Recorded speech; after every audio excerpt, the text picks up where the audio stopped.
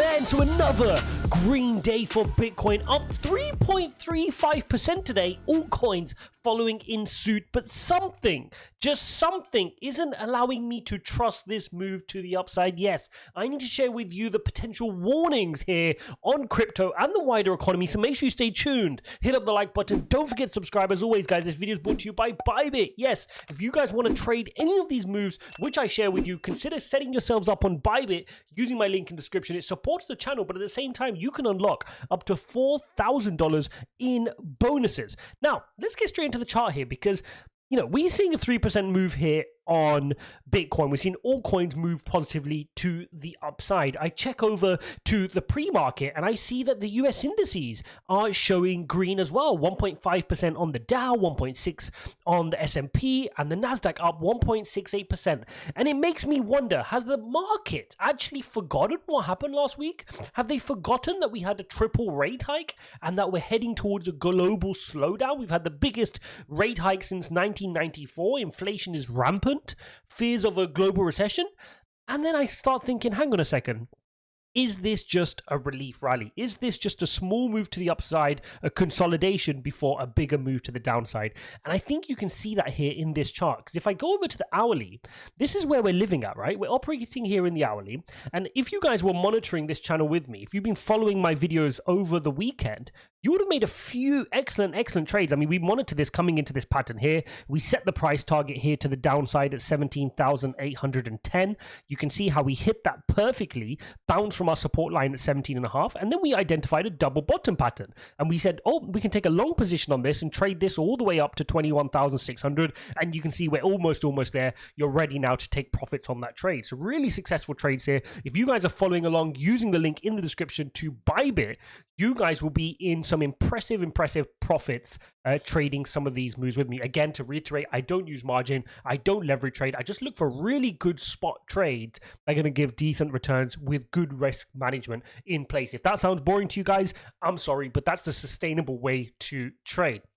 Now, what's next, right? Because I got a lot of people asking me, okay, are we going to get to 22,000? Where can we get to? Well, the first thing is we've got this resistance around this point. So we're facing a little bit of resistance of exactly where we're at, okay? That's the first point of call. You've then got some resistance here from the wedge here at 22,900. Let's call it 23,000. But I think that resistance could come a little bit sooner. If you look at the hourly chart here, if I bring out the EMA ribbon, you can see we're above our EMA ribbon. This is good. This is bullish on the daily chart, and we're heading in the right direction. But if I zoom out slightly and go to the 4-hourly chart, you'll notice something very important. These next few 4-hourly candles are going to be critical. For me to believe from a technical perspective, there's going to be a sustained move to the upside, we need to clear our EMA ribbon. But you can see the top of the EMA ribbon sits at that 22,000 mark, which I was just sharing with you, where we have some resistance. So if we can close a 4-hourly candle above 22,000, then I can hold myself bullish on the 4-hourly chart. And then we can say, okay, maybe we can mount an attack towards 23 and then 24. But as it stands, I can't help but notice we could just be getting rejected from this EMA ribbon. This is very typical behavior when you've had extensive move to the downside.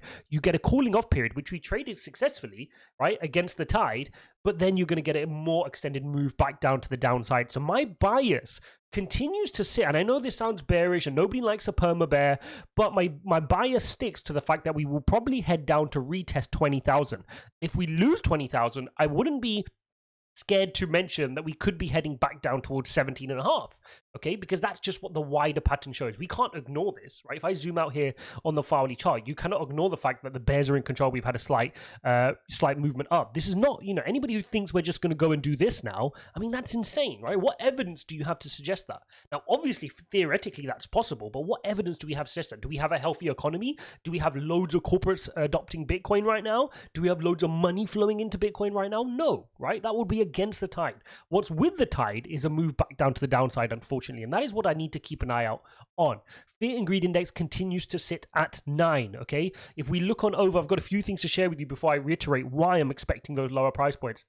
You got Vitalik, who was almost doing a little bit of a told you so / grave dancing on plan B. So shots were fired. Stock to flow is really not looking good now. I know it's impolite to gloat and all that, but I think financial models that give people a false sense of certainty and predestination that numbers will go up are harmful and deserve all the mockery they get. Bit harsh, bit harsh. Look, I mean, you know, the model falling down is one thing, but I think it's a bit harsh for Vitalik to come out and say that. I'm pretty sure him and the Ethereum community and the crypto space as a whole doesn't, you know, go against people putting hugely high price targets. In fact, sometimes they encourage it. So it's a bit hypocritical to be saying that, but it is what it is. Who cares? Moving on, this is something I want to spend a little bit of time on, and this is the lengths of the cycles. So shout out to Immortal on Twitter who shared this. Thank you very much for sharing that. I'm just going to use this to speak to. Now, what you'll see here are the dotted lines are the halvings. Okay, so you had your first halving, second halving, third halving, and then you get your fourth halving. Okay. Now, what we want to monitor is you want to monitor the 3 stages. The first stage is your bull cycles in the green. The red are your bear markets. Your blue are then your accumulation cycles, okay? So there's your distribution / accumulation cycles, depending on what you want to call it. Now, what we want to look at here is look at the first one here. So your bull run lasted 250 days, and you had an 8,500% pump. Now, look in the second cycle. Your bull cycle lasted almost more than twice as long, 518 days, and had half the move to the upside in percentage terms, 3,900%. Look at the third one, again longer, 539 days, and a much less higher climb, right? 610% to the upside. And this makes complete sense. Bitcoin is maturing. The market cap is getting bigger. Adoption is increasing. Therefore, you're not going to get crazy 8,500% pumps every single cycle. That would be insane. But and therefore that's the argument that the cycles will get longer, but they'll get shallower. And that is what we're seeing here from these first 3 readings. If we then look at the winters, the bear markets, the retracements down, the first one lasted 413 days, and you were down 85%. The next one lasted less, it was quicker, okay, 364 days, and again you fell 85%. This one currently, it's only been 224 days. In other words, you've still got another 140 odd days before you get to the length of this one, and you're already 74% down. So arguably, you can go another 10% down here to reach the 85% retracements you've had in the previous 2 halving cycles in the bear markets. And then we want to look at the blue. And the blue is your accumulation period before you then repeat the cycle of going back on your next bull run. And again, 546 days, 490% move to the upside. 525 days, 350% move to the upside. So again, that's the kind of room you're looking at, which takes you into 2024 and towards our next halving, which should then trigger our next bull run. So very, very interesting analysis. Definitely something for us to watch. It pretty much suggests that we probably got another 10% room here just to flush out some more of the weak hands. And I feel that kind of sits where I'm at with the market as well. I feel like there still is a bit more capitulation. I feel like people are still buying the dip, and that mentality needs to kind of be washed out before we can start moving to the upside. And this is not just crypto, by the way. This is the wider equity markets as well. This is the I've got a statement here from Bank of America, which I want to share with you. This was from an inside letter they shared with their clients.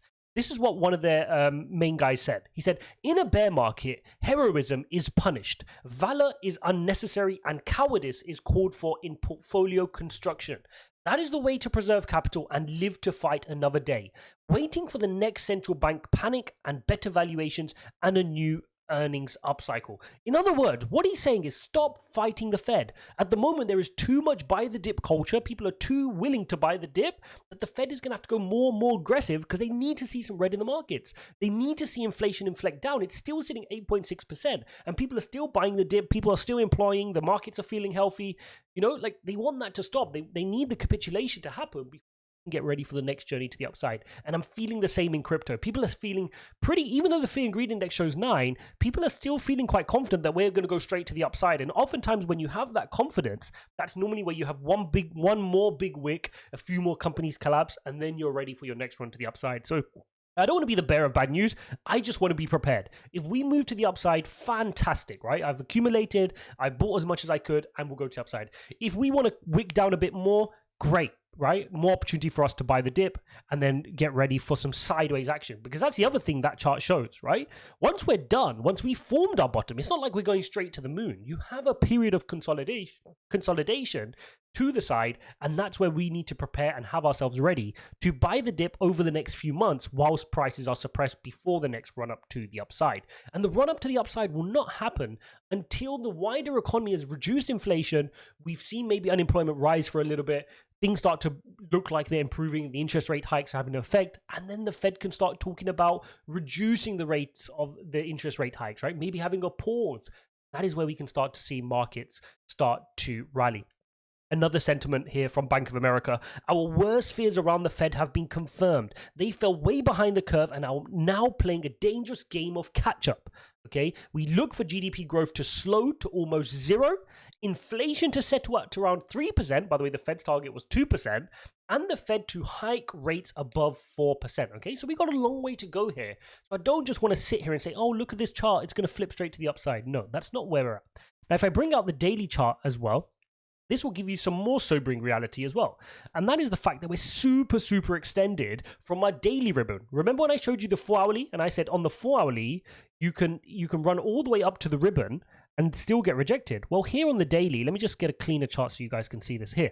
So when you've still got all this room to run up, in other words, Bitcoin can run up all the way up here to the top of the ribbon at 29,000, 30,000 range and still be sent back down. The bears are still in control. That's how much of a head start the bears have right now in how much control they have. So you could have a big consolidation all the way up here, rallying up to 28, 29, 30, but still you can have bearish downside in that the bears can send us back down from the EMA ribbon. So I want you guys to be cautious of that, okay, to the downside. So I'm keeping an eye on that. Bears are still in control. They've managed to they'll need to reset the RSI here, as you can see on the 4-hourly chart, and then they can start pushing us back down here, back down towards the 20,000 to retest that level.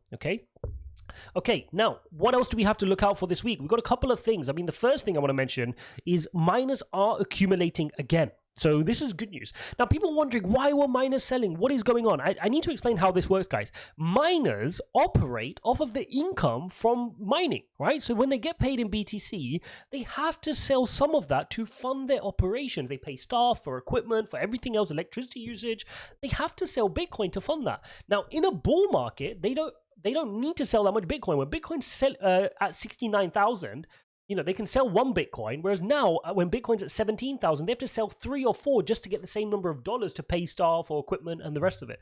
Okay, so the increased volume of selling isn't a change in their hodling mentality. They've just got to sell, and when the price goes down, they've got to sell more. And this is what creates the difficulties in the market. You get liquidity issues, and this is why we're seeing so many companies now struggle, whether it's crypto hedge funds. We spoke about 3 Hours Capital. Go watch that video. I made a video on what's going on with Celsius. Go watch that video and just catch up on what's going on with all these companies, because in a bear market, everything becomes more exacerbated, including the miners selling. But it's good. It looks like they've done their selling, they managed to fund their operations, and now they can accumulate a little bit more again. The other thing worth noticing is more full selling ahead. Purpose Bitcoin ETF holdings, which is Canada's biggest ETF, is plunging by 50%. They've had their biggest sale of Bitcoin in a single day because people are creating redemptions, right? Institutions are taking their money out of this Purpose Bitcoin ETF spot ETF, and therefore the ETF has to sell those Bitcoins. That's just how it works, right? So again, we're seeing that happening in the market. And finally, what are we looking out for this week? Well, 2 things. We've got Jerome Powell testifying on Wednesday and Thursday at Congress. So we need to look out for this. You got Jerome Powell, here you go, testifying. Will this move the market? Will he continue to be hawkish? Will he keep his foot on the throat of the economy to make sure the markets don't get too excited? And if he sees this green and we open up green today and have a green day today, maybe he's going to come out to put the markets back in check tomorrow and say, chill out. There's still a lot more pain ahead. We don't want you to start rallying, because Jerome Powell needs some red for a while. He needs to keep the markets sober for a while. He doesn't just want them to have a V-shaped recovery right now. A few other things to note here today very quickly before I leave you guys for the day is the dollar index. Okay, so you're seeing the dollar index, which remember is inversely correlated to crypto. We can monitor this. You can see we're getting a little bit of a cooling off here on the daily chart, which is probably suggesting why we're getting a bit of green here on Bitcoin today, just as you're getting a cooling off. But look, it did manage to post a higher high.